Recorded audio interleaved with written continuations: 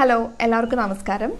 നമ്മളപ്പോൾ ഇന്ന് സംസാരിക്കാൻ പോകുന്നത് നമ്മൾ സ്കിൻ കെയറിന് നമ്മൾ ഇൻ്റർനെറ്റിലും നമ്മുടെ ഫ്രണ്ട്സും റിലേറ്റീവ്സൊക്കെ പറഞ്ഞ് കേട്ടിട്ടുള്ള കുറച്ച് മിത്സിനെ പറ്റിയാണ്. ബേസിക്കലി ഞാനിന്നൊരു 5 മിത്സ് പറയും, നമ്മളത് അനലൈസ് ചെയ്യും, എന്നിട്ടത് ശരിയാണോ തെറ്റാണോ നോക്കിയിട്ട് നിങ്ങൾക്കൊരു ഇൻഫോം ഡിസിഷൻ എടുക്കാനുള്ള ഹെൽപ്പ് ചെയ്യുന്നൊരു വീഡിയോ ആണ്.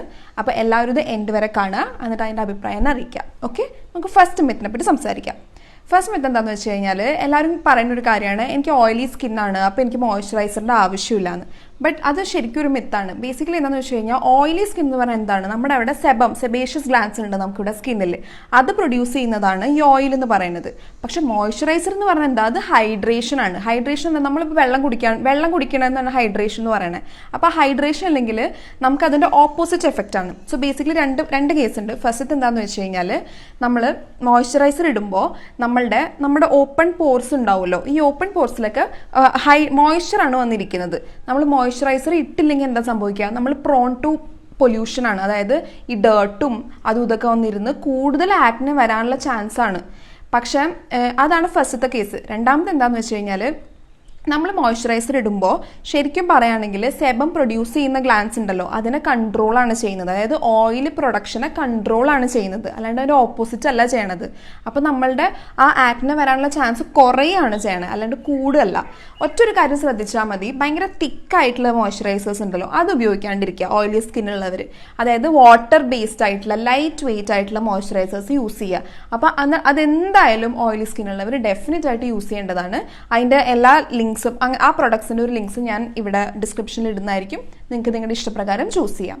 ഓക്കെ, അപ്പോൾ നമുക്ക് സെക്കൻഡ് മിത്തിലേക്ക് ഇറക്കാം. സെക്കൻഡ് മിത്ത് നമ്മൾ സൺസ്ക്രീനിനെ പറ്റിയാണ് പറയാൻ പോകുന്നത്. അതായത് മഴക്കാലത്ത് സൺസ്ക്രീൻ യൂസ് ചെയ്യേണ്ട ആവശ്യമില്ല എന്ന് ഞാൻ കേട്ടിട്ടുണ്ട്.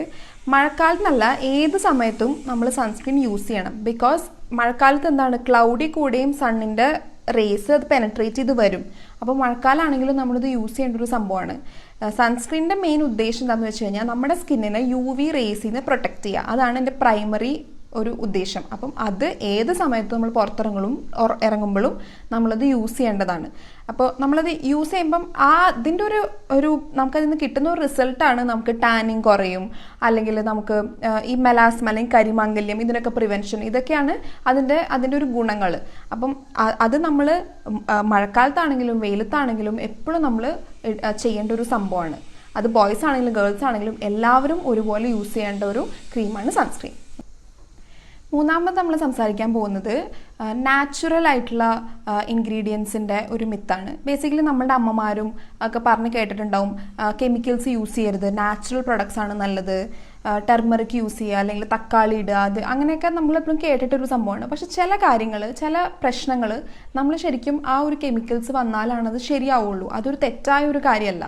ഇപ്പം നമ്മൾ എപ്പോഴും പരസ്യം കാണാണ് ഇത് നാച്ചുറൽ ആയിട്ടുള്ള പ്രൊഡക്റ്റാണ്, ഓർഗാനിക് ആയിട്ടുള്ള പ്രൊഡക്റ്റാണ് എന്ന് വെച്ചിട്ട് അത് ആ ഒരു പ്രശ്നത്തിന് പരിഹരിക്കണമെന്നില്ല. ആ പ്രശ്നം പരിഹരിക്കണമെങ്കിൽ അതിൻ്റെ കറക്റ്റായിട്ടുള്ള ഇൻഗ്രീഡിയൻസ് യൂസ് ചെയ്തേ പറ്റൂ. അത് ചിലപ്പോൾ കെമിക്കലാവാം, എല്ലാ കെമിക്കൽസും പൊട്ടയായിട്ടുള്ളൊരു സംഭവമല്ല. അത് നന്നായിട്ട് മര്യാദയ്ക്ക് യൂസ് ചെയ്ത് കഴിഞ്ഞാൽ നമുക്കത് നല്ല ഗുണം ചെയ്യാവുന്നതാണ് ചില കെമിക്കൽസ്. അപ്പം ഈവൻ നാച്ചുറൽ ഇൻഗ്രീഡിയൻസ്, അതായത് ഈ ബേക്കിംഗ് സോഡ അല്ലെങ്കിൽ ഓറഞ്ച് ഒക്കെ നമ്മൾ ഇടുന്നുണ്ടല്ലോ, അതൊക്കെ ചിലപ്പം നമുക്കത് നെഗറ്റീവ് എഫക്റ്റ് ആയിട്ടും വരാനുണ്ട്. അപ്പം രണ്ടിനും അതിൻ്റെ പോസിറ്റീവും നെഗറ്റീവ് എഫക്റ്റ് ഉണ്ട്. നമ്മൾ വെറുതെ കണ്ണടിച്ച് നാച്ചുറൽ ആണെന്നും പറഞ്ഞ് നമ്മൾ ഒരു പ്രൊഡക്റ്റും അല്ലെങ്കിൽ നമ്മൾ നാച്ചുറൽ ആണെന്ന് പറഞ്ഞ ഒരു സാധനം നമ്മൾ വെറുതെ തേക്കരുത്. രണ്ടും മര്യാദയ്ക്ക് റിസർച്ച് ചെയ്തിട്ട് വേണം തേക്കാൻ. കെമിക്കൽസ് യൂസ് ചെയ്യേണ്ടടുത്ത് നമ്മൾ കെമിക്കൽസ് യൂസ് ചെയ്താൽ മാത്രമേ ചിലപ്പോൾ ആ പ്രശ്നം മാറുള്ളൂ. അതൊരു തെറ്റായിട്ടുള്ള കാര്യമല്ല, ഇൻഫാക്ട് അതൊരു പോസിറ്റീവായിട്ടുള്ള കാര്യമാണ്. നമ്മൾ ആ ഒരു പ്രശ്നം വേഗം മാറി കിട്ടും. നാലാമത്തെ മിത്ത് എന്താണെന്ന് വെച്ച് കഴിഞ്ഞാൽ, മുഖം കഴുകണതിനെ പറ്റിയാണ്. ഞാൻ കേട്ടിട്ടുണ്ട് കുറേ ഈ പ്രത്യേകിച്ച് ഓയിലി സ്കിന്നൊക്കെ ഉള്ളവർ ദിവസത്തിൽ 3-4 പ്രാവശ്യമൊക്കെ, അതും ഈ സോപ്പോ അല്ലെങ്കിൽ ഈ ഫേസ് വാഷൊക്കെ വെച്ചിട്ടായിരിക്കും മുഖം കഴുകണത്. ശരിക്കും പറഞ്ഞു കഴിഞ്ഞാൽ മുഖം കഴുകണത് നമ്മൾ ഒരു മിനിമം ഒരു 2 a day മതിയാവും. രാവിലെയും രാത്രിയായിരിക്കും ഏറ്റവും ബെസ്റ്റ്. ഈവൻ 1 a day ആയാലും അത്രയ്ക്കും പ്രശ്നമൊന്നുമില്ല. എപ്പോഴും മുഖം കഴുകിക്കൊണ്ടിരിക്കുക, അല്ലെങ്കിൽ ഭയങ്കര ഹാർഷായിട്ടുള്ള ഫേസ് വാഷ് വെച്ച് ഭയങ്കര മുഖം കഴുകുക. പിന്നെ ഈ ഭയങ്കര ഹാർഷായിട്ടുള്ള സ്ക്രബ്സ് ഉണ്ടാവുമല്ലോ, ഇങ്ങനെ തേച്ച് വരച്ച്, അത് ഈ ബീഡ്സ് ഒക്കെ ഉള്ള സ്ക്രബ്സ് ഒക്കെ വെച്ച് എപ്പോഴും തേച്ച് വരച്ച് കഴുകുക. അത് ആക്ച്വലി ഗുണത്തിനേക്കാളും കൂടുതൽ ദോഷമാണ് ചെയ്യുക സ്കിന്നിന്. നമ്മൾ രാവിലെയും രാത്രിയും കഴുകുക, അതേപോലെ നന്നായിട്ട് വേർത്തൊക്കെ കഴിഞ്ഞ് കഴിഞ്ഞാൽ ആ ഒരു ഓയിൽ കളയാൻ വേണ്ടി കഴുകുക. അതല്ലാണ്ട് ഇടയ്ക്കിടയ്ക്ക് കഴുകിയെന്ന് വെച്ചിട്ട് ആക്നെ പോവേ അങ്ങനെയൊന്നും പോവില്ല. ഇൻഫാക്ട് അത് നമ്മുടെ നാച്ചുറൽ ആയിട്ടുള്ള സ്കിൻ ബാരിയേഴ്സ് അല്ലെങ്കിൽ നാച്ചുറൽ ആയിട്ടുള്ള ഓയിൽസിനെ അത് കളയുകയാണ് ചെയ്യുക. അപ്പോൾ നമ്മൾ മിനിമം ആയിട്ട് മുഖം കഴുകിയാൽ മതിയാകും.